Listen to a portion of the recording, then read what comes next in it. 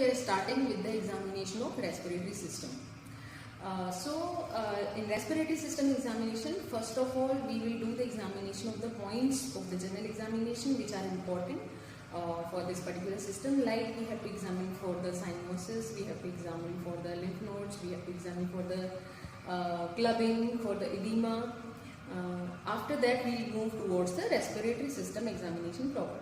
So like any other examination, first of all, we have to perform the inspection. So for respiratory system, first of all, we have to look for the shape of the chest. What is normal shape of the chest? Normal shape of the chest is elliptical, in which the transverse diameter is more than the anterior-posterior diameter. What could be the abnormal shapes of the chest? One is barrel-shaped chest, in which the anterior-posterior diameter is more than the transverse diameter. In what clinical condition there is barrel-shaped chest? In case of chronic obstructive lung diseases like asthma and emphysema, there will be shape of the chest will be barrel-shaped. Why? Because there is more trapping of air in the lung in the obstructive diseases. So lung, in these cases, the ribs will become horizontal, more horizontal, and spaces between the ribs will increase. So that will lead to barrel-shaped chest. Now, another abnormal shape of the chest is pectus carinatum, which is also called as pigeon's chest. So in pigeon chest, we can see that the sternum will protrude outwards. So it will come outwards, and it will level of the sternum will be forward than the level of the abdomen and chest. So here we can see the sternum is protruded outwards along with the costochondral junctions. So in what condition this will occur? This will occur in rickets. Okay. Next is pectus excavatum, which is also called as funnel-shaped chest, in which either the whole of the sternum is depressed or lower part of the sternum is depressed. So what condition which can produce this? It may occur in rickets also, but can occur in many of the connective tissue disorders. It can occur in Marfan syndrome, Noonan syndrome. So what problem may arise due to the depressed sternum or pectus excavatum? It produces the compressive effects on the heart, and because of this the pecs bit may be deviated. Okay, so this is about the pectus excavatum or funnel chest. Now there is about one term, scoliosis. So we know that the spine is straight. If we look from anterior posterior, we can see that the spine is straight. In case of scoliosis, spine becomes curved, S-shaped. So in that case, if suppose there is convexity on this side, so this side the chest and the scapula will be protruded outwards. So shape of the chest will be asymmetrical in case of scoliosis. Next is kyphosis. In kyphosis, actually the thoracic spine there is convexity in the thoracic spine in the posterior side and concavity in front. Thoracic spine is like this, concavity in front and convexity behind. But when this convexity will increase, so that will produce a condition of kyphosis or hunched back, in which the position becomes like this. A person is bended forward. So this occur in cases of osteoporosis, okay, and cases of osteomalacia also. So this is about the kyphosis. In our subject, we can see that the shape of the chest is elliptical. Transverse diameter is more than the anterior-posterior diameter. So shape of the chest is elliptical, which is normal. Now come to symmetry. Now symmetry may be in the shape of chest and may be in the movement of chest. Okay.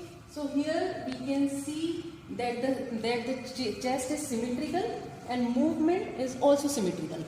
So now what could be the condition in which shape of the chest is not symmetrical? Suppose if the person has pleural effusion or pyothorax or pneumothorax, that side of the chest will be expulsed outside.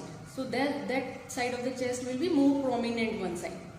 Okay, but in case if there is fibrosis or collapse, that side of the chest will be depressed. Okay, so this will produce the asymmetry of the shape of chest.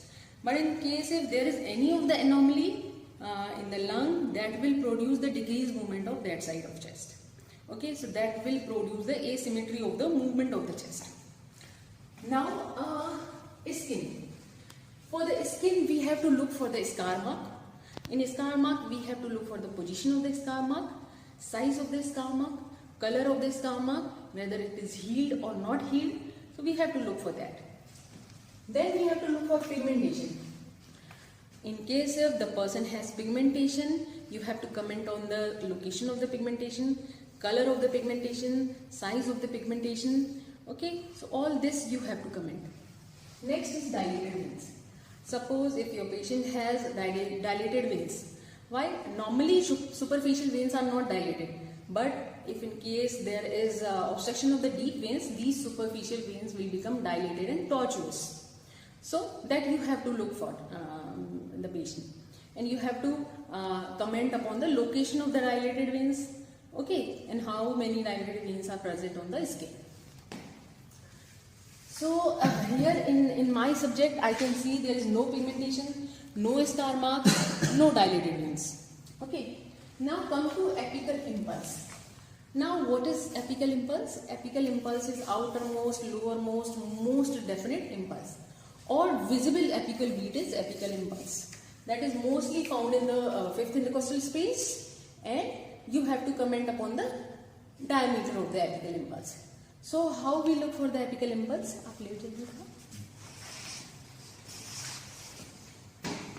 So here I can see at about below the nipple, I can see there is apical impulse, that is in fifth intercostal space, and diameter is about 2 centimeters. But you have to see tangentially at the apical impulse. Okay, you have to stand on the right side and you have to see tangentially. Then you will be able to see the apical impulse. Here I can see apical impulse in the fifth intercostal space, and diameter is 2 centimeters. So in many cases apical impulse is not visible, like in case of obesity, and in case when apical impulse is behind the rib. So these are the cases in which normally the apical impulse is not visible. Now come to the respiration. In respiration, we have to look at the rate of the respiration. So normal rate of the respiration is 12 to 16 breaths per minute. If the rate of the respiration is more than this, we will call it as tachypnea. If less than 12, then bradypnea. So what can be the causes of the tachypnea? Tachypnea may be present in the infants, newborn, in the children, and maybe in cases of anxiety, nervousness. In all these cases, normally the tachypnea will be there, but in cases of hypoxia also, either it is produced due to any lung disorder or cardiac disorder, that will produce the tachypnea. Now, bradypnea may be present in cases of brain injuries. In brain injuries, rate of the respiration may be less than the normal. Now, next we have to look for the respiratory rhythm. Rhythm may be normal, may be regular, or may be irregular rhythm. So there are many conditions like brain injuries in which there will be irregular rhythm of the respiration. Depth of the respiration may be shallow, or may be normal, may be shallow, may be deep. Shallow respiration is found in many cases of the hypoxia. Cause may be the cardiac or may be pulmonary cause. So that will lead to the shallow respiration, in which the rate of the respiration increases but depth of the respiration decreases. There is one type of the breathing which is called as shiny stroke breathing, in which there is apnea followed by the hyperapnea. Okay, so next we will move towards the type of the respiration. Now, type of the respiration may be abdominothoracic or thoracoabdominal. There is little difference between these two types. In abdominothoracic, abdominal movements are more prominent. In thoracoabdominal, thoracic movements are more prominent. Okay. So, abdominothoracic respiration is found in males. How? Because during respiration, there is movement of the diaphragm, and diaphragm will push the viscera downwards during the inspiration, and abdomen will come forward, anterior abdomen wall will come forward. So that will produce the more of the abdominal movements, more than the thoracic movement. Now, in thoracoabdominal movements, which is found in females and children, because costochondral junctions and costovertebral junctions are little more flexible. So thoracic movements are more prominent than the abdominal movements. Now come to the use of accessory respiratory muscles. Now in cases of dyspnea, in cases of breathlessness, we can see the movement of accessory respiratory muscles like sternocleidomastoid muscle and movement of the ala nasal. So in case if nasal flaring is there, more prominence of the sternocleidomastoid muscle, it means there is breathing is labored. Okay, so this is the case of dyspnea. Next is intercostal recession. Intercostal recession means indrawing of the intercostal spaces during inspiration. Normally during inspiration chest will come forward. Okay, but here opposite occurs. During inspiration there is indrawing of the intercostal muscles. So this is about respiration. So in our subject I can see respiratory rate is normal, which is between 12 to 16, but you have to count for whole 1 minute. Rhythm is regular, depth is normal, and it is abdominal thoracic kind of movement, type of respiration. There is no use of accessory respiratory muscles and there is no intercostal recession. So this is about the inspection of respiratory system examination. Starting with the palpation for respiratory system examination. So the position of the patient will be same as that of in the inspection. The patient will lie supine and head end will be elevated at about 45 degree. So now these are the points in which we are going to do the palpation. What is temperature, tenderness, shape of the chest, symmetry of the movement, expansion of the chest, position of the trachea, position of apex beat and vocal fremitus. So here first of all we are going to test for the temperature. So temperature, simply we can put back of our hand on all over the chest like that. But especially we have to test the temperature, especially if there is any swelling or if there is any scar mark. So we have to check temperature at that point, whether it is raised. In case if it is raised, then there may be underlying inflammation.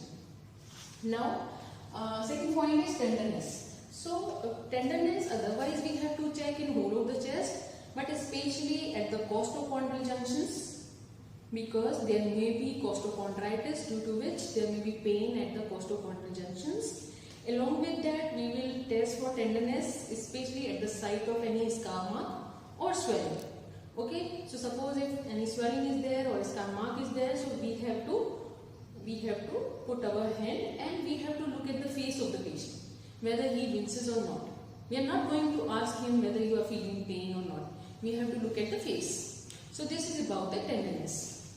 Next is shape of the chest. Although shape of the chest we have already seen in the inspection, but here we are going to confirm our finding of inspection for the shape of chest.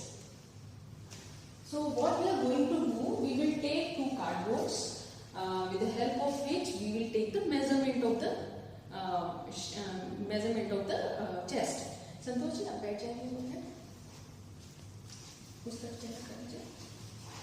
So how we are going to measure the transverse diameter of the chest? We will put two cardboards at the side of the chest like this, parallel to each other.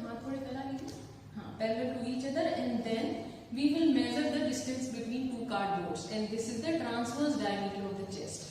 Now again what we are going to do, we will put the same cardboards anterior-posterior, one at the front and one at the back, and then we are going to measure the distance between two cardboards with the help of the inch tape, and then this is our anterior-posterior diameter. So here we can see transverse diameter is more than the anterior-posterior diameter.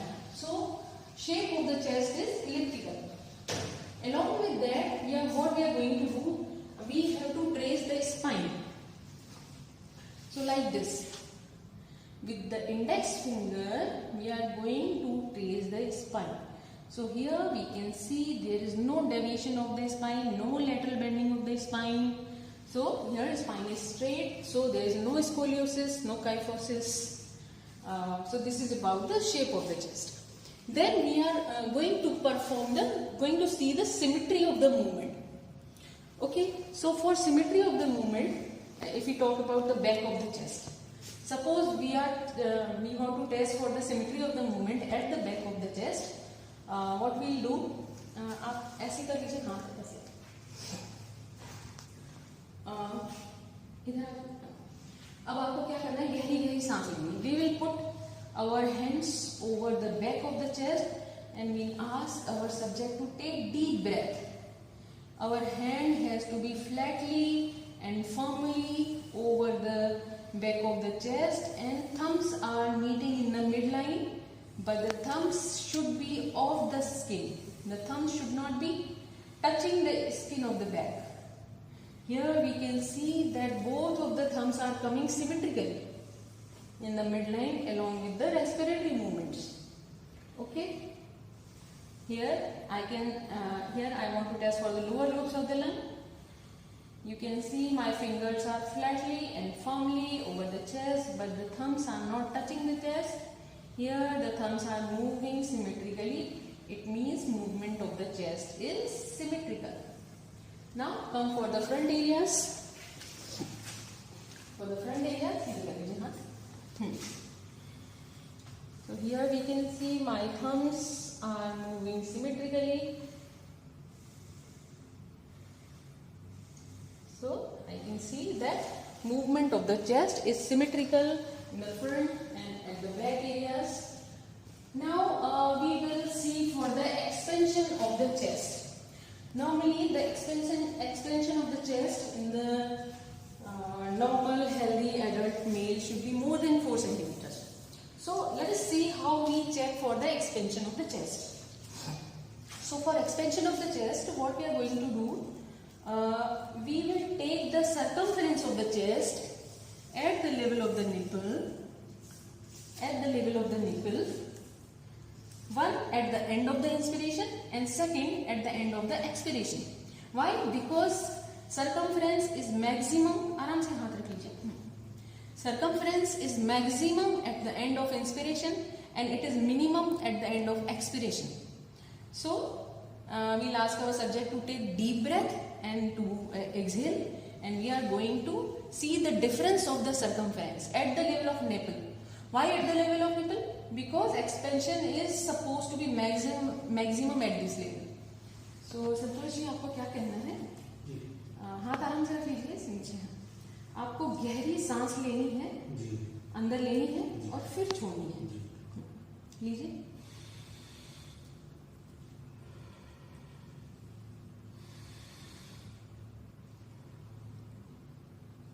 So here I could see, ठीक है, हाँ, relax. So here I could see that the difference of the circumference at the end of inspiration and at the end of expiration was 6 centimeter, which is normal for any healthy adult male. So it was about the expansion of chest, and then we come to the position of trachea. So what we supposed to do to look for the position of trachea? Here, come at the front. We will put index finger and ring finger at the medial end of the clavicle, or in other words, sternoclavicular joint. We will put our index finger and ring finger at the sternoclavicular joint, and we will insert our ring finger between the sternocleidomastoid muscle and the trachea. Here, नीचे देखिए, trachea and sternocleidomastoid muscle. Here we are trying to look for the space between the trachea and sternocleidomastoid muscle. So here I can feel both the spaces are near normal, near equal. Okay, so trachea seems to be central. Another method is you put both of your fingers on same places like median end of clavicle, and you just trace the trachea with the index finger. So here also we can see the trachea is central position. Little bit deviation of the trachea towards the right side is considered to be normal. Okay. Then now when there will be a deviation of the trachea, suppose if there is any pulling condition in lung, like collapse of the lung or consolidation of the lung, so trachea will be deviated to the same side. In case if there will be any pushing pathology like pneumothorax, pyothorax, hydrothorax, pneumothorax, the trachea will be shifted towards the opposite side. So this is about the shifting of trachea. Now come to the apex beat. For that I will ask my subject to lie in the same position.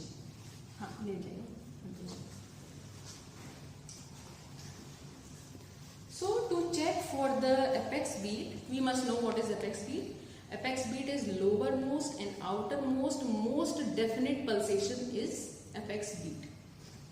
So here on the chest, I know that the approximate position of the apex beat is here. I will put the whole palm of my hand, my right hand, over the area, over this area, okay, and then I will put the volar part of ulnar border of my hand over the most definite pulsations, okay, and then I will identify the area where the pulsations are most prominent. I will put the pulp of my finger at that side. So here I can feel the maximum pulsation. Now I will count the intercostal spaces. See, this is the sternal angle. See, this is the sternal angle, and here in front of sternal angle there is second intercostal space. Below that, this is third intercostal. This is fourth intercostal, and this is fifth intercostal space.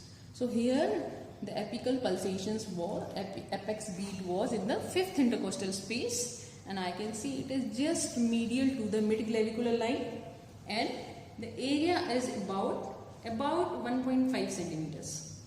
So here I can say that apex beat was found in the fifth intercostal space, medial to the mid-clavicular line, and the diameter is approximately 1.5 centimeters. Now, what could be the causes of deviation of apex beat? Okay, then in this case there may be two conditions, like if apex beat is deviated along with the deviation of trachea, and second, the apex beat is deviated only separately. When apex beat is deviated along with the deviation of the trachea, it means there is deviation of the whole pericardial area.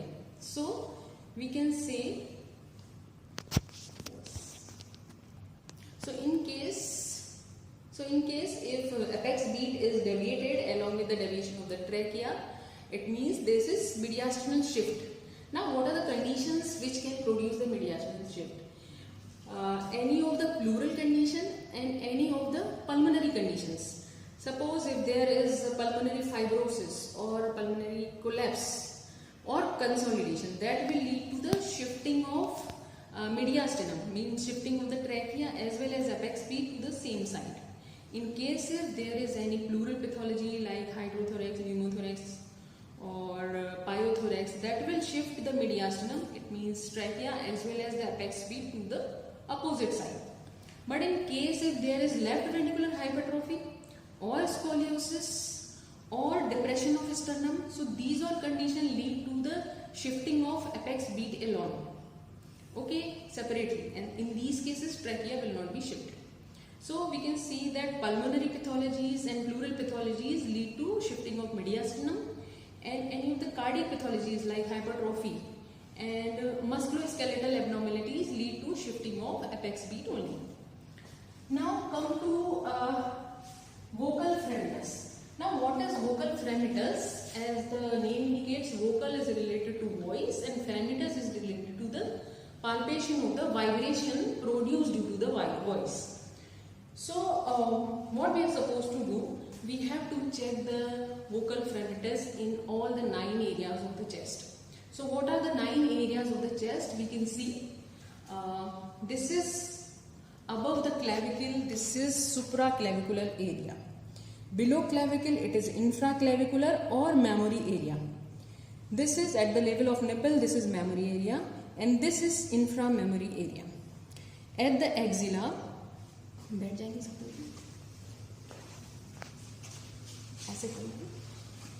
this is axillary area, this is infraaxillary area. At the back, this is suprascapular area, interscapular area, and infrascapular area.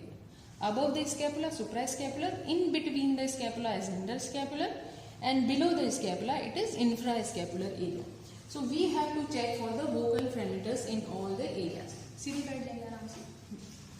So बैठ जाएंगे ऐसे. So we have to check for the vocal fremitus in all the 9 areas. So what we are supposed to do, we put the ulnar side of our hand over the different areas of the chest, and we have to check in the corresponding areas. Not like one side and then another side. We have to check in all the corresponding areas, and we have to check symmetrically. And we ask our subject to utter any resonant sound like 1, 2, 3 or 99 or Ram Ram Ram, whatever. तो अभी संतोष जी आपको क्या बोलना है? जब भी मैं हाथ रखूंगी आपको 99 या 1, 2, 3 बोलना है ना? जब भी मैं हाथ रखूंगी 1, 2, 3 1, 2, 3 1, 2, 3 1, 2, 3 1, 2, 3 1, 2, 3 1, 2, 3 1, 2, 3. ठीक है. 1, 2, 3. हाँ, अब ऐसे कर लीजिए. फिर से बोलिए. 1, 2, 3. हाँ, 1, 2, 3. 1, 2, 3. 1, 2, 3. 1, 2, 3. आगे अब ऐसे हाथ कर लीजिए. ऐसे हाथ कर लीजिए. We have to check in suprascapular area. फिर से बोलिए. 1, 2, 3. 1, 2, 3. 1, 2, 3. 1, 2, 3. 1, 2, 3. 1, 2, 3. So here we could see that whenever I am checking the back areas, I'll ask my subject to put hands like this. Why he will put hands like this? Because this will deviate the scapula laterally so that maximum area of the lung field can be exposed. And when we are going to examine for the axillary area, we ask our subject to do hand like this so that that area can be exposed. Okay, so this was about the vocal fremitus. So vocal fremitus was fed equally and symmetrically in all the areas of the lungs. Now, what are the conditions which can increase the vocal fremitus? Obviously in any lean and thin person, this vocal fremitus will be fed more than the other person. In any obese person, or if there is any pleural pathology like hydrothorax, pneumothorax, this vocal fremitus intensity will be decreased. Why? Because the intervening tissue between the lung and the hand has been increased. So in these cases, the vocal fremitus will be decreased. Suppose if there is consolidation or collapse of lung, so what will happen to the vocal fremitus? In cases of consolidation, because the sound is transmitted more effectively, we know that the sound is generated. Suppose if there is any consolidation or collapse of the lung, what will happen to the vocal fremitus? Now because this area of the lung is airless, so sound is transmitted more effectively in this area, so sound will be heard more, it will be more loud. And second thing, because the lung filters the high frequency sounds, so now the normal lung is not there to filter high frequency sound, so that is why high frequency sound will also be heard along with that. So that is why the resultant sound will be little louder, okay, in case of collapse or consolidation of the lung. Now come to the percussion. Now first of all, we need to perform the percussion in all the areas as we have discussed already. Supraclavicular, clavicular, mammary, inframammary, axillary, infraaxillary, and at the back we have suprascapular, interscapular and infrascapular areas. Now we have to see how we have to perform the percussion. For this we need to, I am a right-handed person, so we need to put how we are going to perform the percussion. It is very important to know. So we will put, I will put my left hand firmly and flatly over the chest, and middle finger of the left hand, here it is called as pleximeter, and middle finger of the right hand is plexor.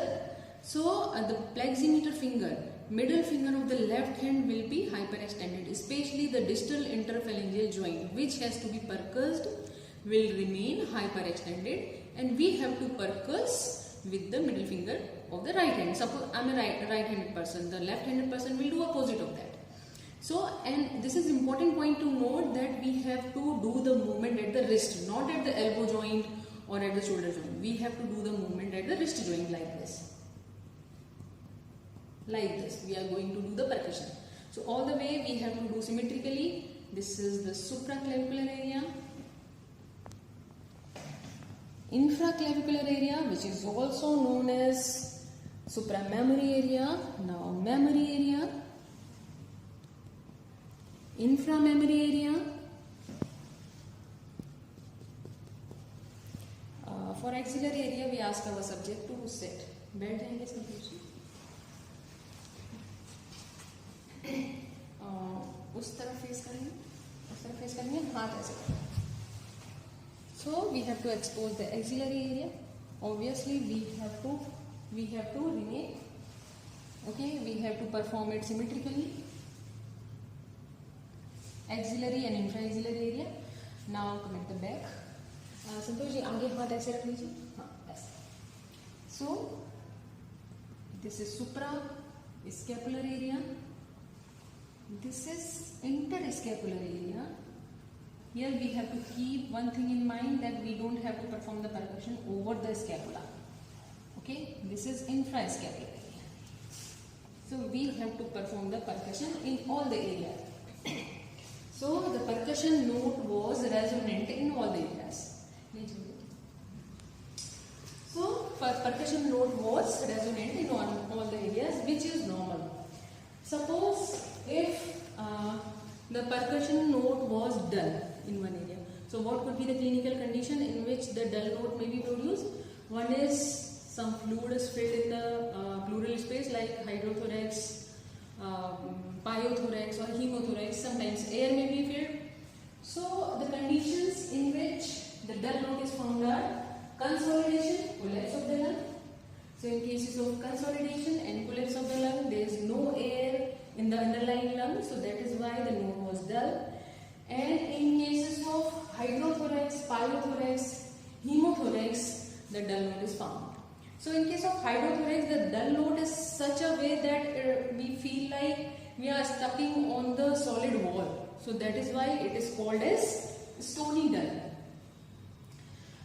Whenever there is pneumothorax, air in the pleural space, there will be note will be hyper-resonant note. So here we have to focus that we have to perform percussion in all the areas symmetrically, and position of the hand is very important. Whenever you are percussing the back areas, position has to be like this. When axillary areas, position has to be like this, and in front areas you have to. Second thing, movement you have to keep in mind. Movement has to be done at the wrist joint, and you have to stuck the distal interphalangeal joint. So this is about the percussion of the respiratory system. Here we are starting with the auscultation of respiratory system examination. For auscultation, we know that breath sounds are there. Now breath sounds have quality and intensity. Now if we talk about the intensity of the breath sound, intensity of the breath sound may be decreased in some of the conditions and may be increased in some of the conditions. Now what are the conditions in which the breath sound intensity will decrease? Obviously in any obese person, breath sound intensity will be decreased. In case if there is localized airway narrowing, so that will also decrease the breath sound intensity. In case if lung tissue is damaged by some disease like in emphysema, breath sound intensity will decrease. And in case if there is more intervening area between the lung tissue and the stethoscope, the breath sound intensity will decrease. Like pleural thickening is there, pleural fluid is there, and obviously the opacity is there. Now, in what condition breath sound intensity is increased? Obviously, in very lean and thin person, breath sound intensity will be more.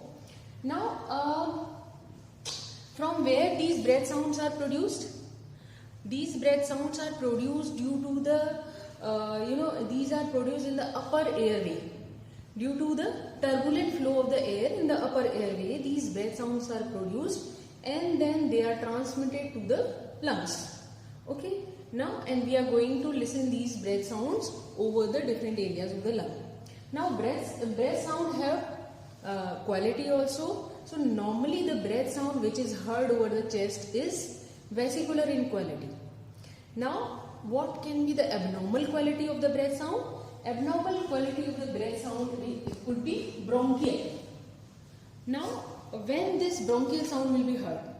Whenever the normal lung tissue is replaced by any solid tissue like consolidation, or in case if there is any cavity in the lung or pleural or any collapse of the lung, in consolidation of the lung, these vesicular breath sound which is normal is replaced by the bronchial breath sound. Now which is more louder, vesicular or bronchial? So we know that lung tissue, normal lung tissue filters the high frequency sound. So in case if in any clinical condition like consolidation of lung or collapse of the lung, normal lung tissue is replaced by the solid tissue. So now the breath sound, in breath sound there is no filtering of the high frequency sounds. So in case of collapse or consolidation of the lung, the breath sound which is heard will be louder because there is no filtering of the high frequency sound. It is louder, and also the transmission of the sound in the solid tissue is more efficiently in comparison to the normal lung tissue. So now what is difference between the vesicular and bronchial breath sound? Vesicular breath sound is of low pitch, low frequency. It is of high pitch or high frequency sound. It is less louder, it is more louder, it is rustling in quality. This is more harsh. This is rustling, it is more harsh. And here there is no gap between the inspiration and expiration, we can see. But here we will find a gap between the inspiration and expiration. Here the expiration will be for a very short period of the time, and it will be heard only in the beginning of the expiration. But here the expiration is heard for a very longer time, maybe equal to the inspiration also. So here it is difference between the vesicular and bronchial sound. If you want to hear the bronchial sound, like what could be the quality of the bronchial sound, we should put our stethoscope over the trachea and we can listen the quality of the sound. What could be the quality of the bronchial sound? But whenever it will be present on the chest, then only we can say it is bronchial sound. So how we are going to listen the breath sounds? Let's see.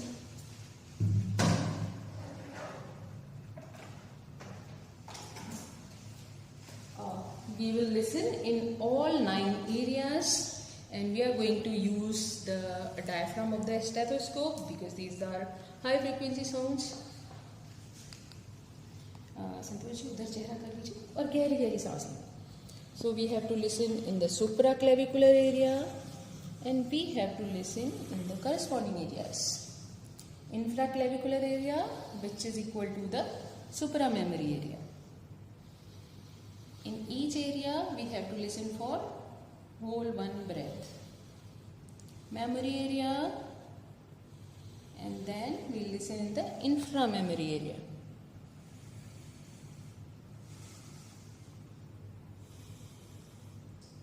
बैठ जाइए संतोष जी. सब ऐसे हाथ रखिए, ऐसे. Axillary area,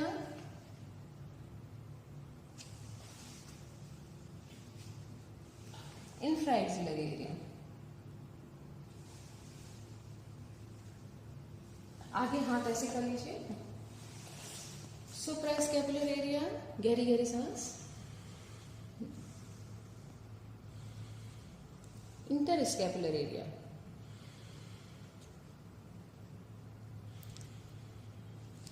Infrascapular area. That is how, ठीक है, अब ले जाओ. That is how we have to listen the breath sounds in all the areas, and in my subject it was vesicular in all 9 areas of the chest, which was symmetrical also. Now there are some added sounds also which are not present normally, but in some abnormal conditions these added sounds will be present. One is wheezes, crackles, stridor and pleural adventitious sounds which could be heard in different clinical conditions. Now come to wheezes. So initially we used to use term rhonchi for wheezes, but nowadays we don't use the term rhonchi for this. Now we use the term wheezes only. So wheezes are the musical sounds which are produced due to the dynamic compression of the airways, and these are found in any chronic obstructive lung diseases, and they are predominantly found in the expiratory phase of these diseases, like asthma and like COPD. But if the disease is very in advanced stage or very severe disease, then the sound may be found in the inspiratory phase also. So these are the musical sound predominantly found in the expiratory phase.